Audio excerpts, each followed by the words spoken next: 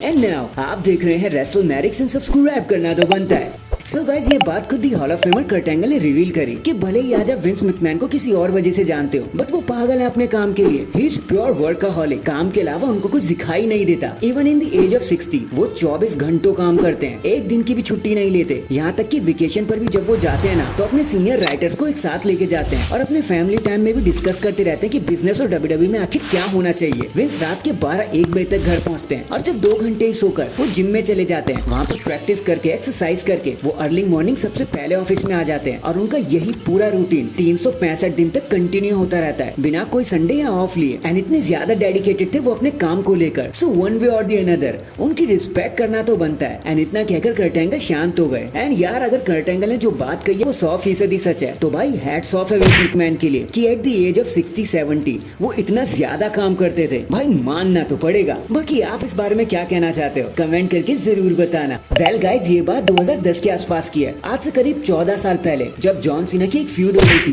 Team nexus के साथ चल रहा था उनका सीन। नेक्सस सीना को मारे ही जा रहे थे और सीना को एक टीम की जरूरत पड़ गई थी, जिसके चलते Edge, Chris Jericho, R Truth, John Morrison, great Khali, even Bret the Hitman Hart जैसे स्टार्स को उनका साथ देना पड़ा। ये वही सब लोग हैं जो कभी न कभी विक्टिम रहे थे नेक्सस का, जो उनके हत्थे चढ़ गए थे। फिर जब समरस्लैम 2010 में team Cena versus team nexus का मैच बुक करा गया, वहाँ पर एक्चुअली पूरी टीम को ही जीतना था, मतलब डब्ल्यूडब्ल्यूई टीम को जीतना था। लेकिन जॉन सीना ने वो सारी ग्लोरी अपने पास रखने के लिए अपनी बैकस्टेज पावर का यूज किया और सारे डिसीजन को चेंज करा दिया, जिसके चलते वो मैच में सोल सर्वाइवर रहे और अकेले ही उन्हें डब्ल्यूडब्ल्यूई की पूरी विक्ट्री मिल गई, जैसे उन्होंने ही पूरी नेक्सस को अकेले हराया हो। तो इसका मतलब समझे निर्दया, इसका मतलब ये है कि जॉन सीना नाम होने के आपके कुछ फायदे भी होते हैं। वेल गाइस, जब हम डब्ल्यूडब्ल्यूई की गोल्डन ईयर की बात करते हैं, तो हम में से बहुत से लोग कहते हैं कि रूथलेस एग्रेशन का टाइम बेस्ट था, और कुछ तो कहते हैं Roman era is the best one. लेकिन सही मायनों में एक ईयर ऐसा भी था जिसने डब्ल्यूडब्ल्यूई के आने वाले 20-22 सालों को प्लान कर दिया एक ही झटके में, और वो साल था 2002। लेकिन ऐसा क्यों हुआ, तो पहले तो आप इन नामों को सुन लो। Rey Mysterio, Randy Orton, Batista,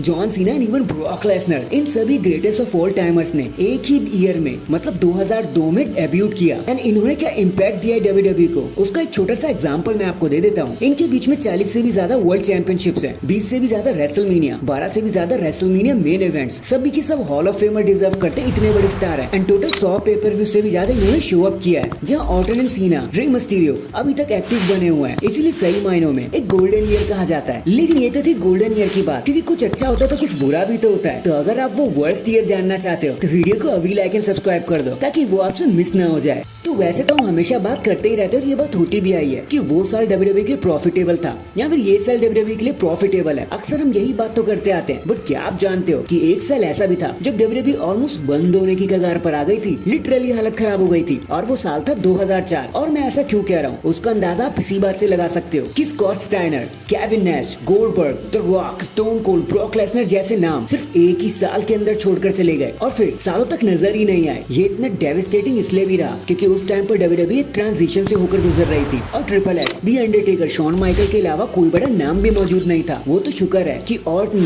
as, Eric Guerrero, रे मिस्टेरियो, जॉन सीना ने मिलकर इस पूरी बागडोर को संभाल लिया, वरना शायद जिस डब्ल्यूडब्ल्यूई को हम आज प्रॉफिटेबल कह रहे हैं ना, वो कभी एग्जिस्ट ही नहीं करता। तो हमें इन स्टार्स का शुक्रिया करना चाहिए। एंड अगर चैनल पर नए हैं तो चैनल को अभी लाइक एंड सब्सक्राइब कर दो। बाकी मैं मिलता हूँ आपसे किसी और अपडेट के साथ। अब तक के लिए अपना ख्याल रखें और खुश रहें।